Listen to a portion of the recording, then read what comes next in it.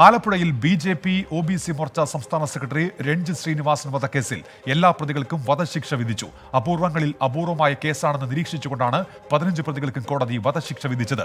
Mavelikkara additional sessions judge VG ശ്രീദേവിയാണ് ശിക്ഷ വിധിച്ചത്.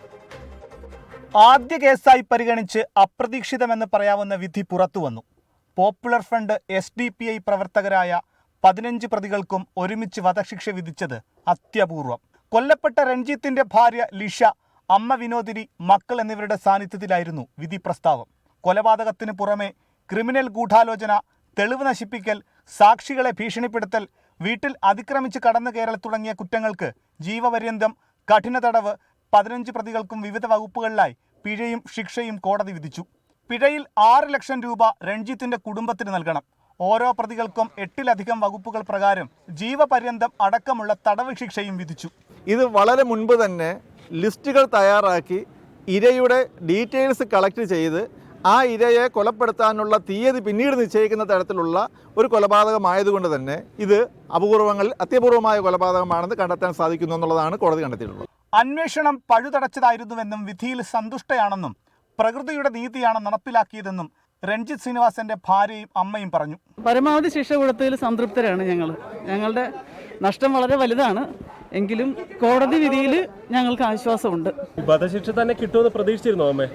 പ്രതീക്ഷിച്ചിട്ടുണ്ട്. സാധാരണ രാഷ്ട്രീയ കൊലപാതകമാണെന്നതടക്കമുള്ള പ്രതിഭാഗം വാദങ്ങളെല്ലാം കോടതി നിരാകരിച്ചു. ഹിറ്റ് ലിസ്റ്റ് തയ്യാറാക്കി സൂക്ഷിച്ചത് ഗൂഢാലോചനയുടെ പരിധികൾ എത്രയെന്ന് തെളിയിക്കുന്നു. പ്രതികളുടെ കോടതിയിലെ പെരുമാറ്റത്തിൽ പശ്ചാത്താപമുള്ളതായി കണ്ടിട്ടില്ലെന്നുമാണ് കോടതിയുടെ നിരീക്ഷണം. ശിക്ഷാവിധിയിന്മേൽ മേൽക്കോടതിയെ സമീപിക്കാനാണ് പ്രതിഭാഗത്തിന്റെ നീക്കം. പോപ്പുലർ ഫ്രണ്ട് SDPI പ്രവർത്തകരായ 15 പ്രതികളിൽ കുറ്റകൃത്യത്തിൽ നേരിട്ട് പങ്കെടുത്ത 12 പേരും മുഖ്യ ആസൂത്രകരായ 3 പേരുമാണ് വിചാരണ നേരിട്ടവർ. 15 പ്രതികളിൽ 10ാം പ്രതി ആലപ്പുഴ മെഡിക്കൽ കോളേജിൽ ചികിത്സയിലാണ്. 2021 ഡിസംബർ 19-നാണ് ആലപ്പുഴ വെള്ളക്കിണറുള്ള വീട്ടിൽ അതിക്രമിച്ച് കയറി അമ്മയുടെയും ഭാര്യയുടെയും മകളുടെയും മുന്നിൽ വെച്ച് രഞ്ജിത്ത് ശ്രീനിവാസനെ അതിക്രൂരമായി SDPI പോപ്പുലർ ഫ്രണ്ട് പ്രവർത്തകർ വെട്ടിക്കൊലപ്പെടുത്തിയത്.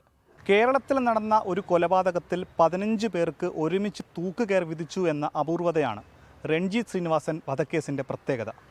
ഇതിനെ ഒരു രാഷ്ട്രീയ കൊലപാതകമായി കാണാൻ കഴിയില്ല.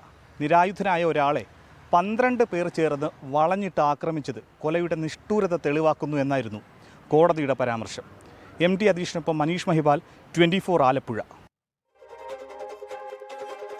അപൂർവങ്ങളിൽ അപൂർവമായ കേസ്, ആ നിലയ്ക്ക് വിധി പ്രസ്താവം ഉണ്ടാകുന്ന അക്കു KP എന്നുള്ള അക്കൗണ്ടിൽ നിന്ന് വരുന്ന പ്രതികരണം ഇതാണ്. നിയമങ്ങൾ സ്ട്രോങ് ആകട്ടെ, കുറ്റം ചെയ്യുന്നതിന് മുൻപ് ചിന്തിക്കട്ടെ, ഓരോ ജീവനും വിലയുണ്ട് എന്നാണ് ആ അക്കൗണ്ടിൽ നിന്ന് വരുന്ന പ്രതികരണം. ഏതായാലും ഇത് പ്രോസിക്യൂഷൻ അഭിമാന നേട്ടമാണ്, കേസ് അന്വേഷണം നടത്തിയ പോലീസിന് അഭിമാന നേട്ടമാണ്. ജനങ്ങൾക്ക് ഈ വിഷയത്തിൽ പറയാനുള്ളത് എന്താണെന്ന് കേൾക്കാം. ഇതൊരു വളരെ മൃഗീയമായ, സാധാരണയല്ലാത്ത ഒരു കൊലപാതകമാണ് നടത്തിയത്.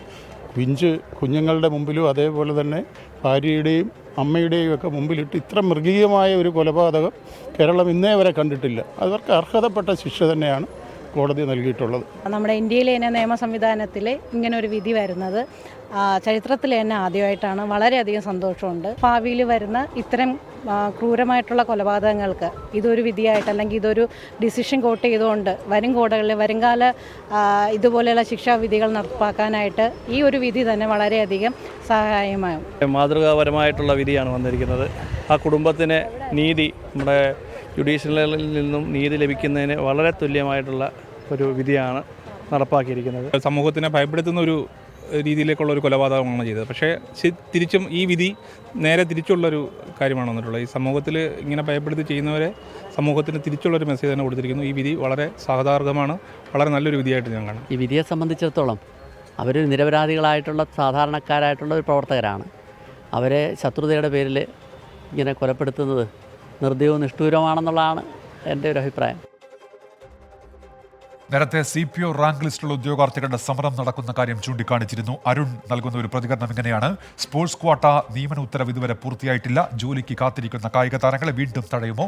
സർക്കാർ നടപടി ഉണ്ടാകുമോ? ഒട്ടേറെ ഉദ്യോഗാർത്ഥികൾക്ക് ചോദിക്കാനുള്ള ചോദ്യമാണ് അരുൺ ഉയർത്തുന്നത്. ഒപ്പം ഈ സ്പോർട്സ് ക്വാട്ട നിയമന ഉത്തരവ് കാത്തിരിക്കുന്നവരും അത്തരത്തിൽ ഇപ്പോൾ പ്രതീക്ഷയോടെ ഈ സർക്കാരിൽ പ്രതീക്ഷ അർപ്പിച്ച് കാത്തിരിക്കുകയാണ്.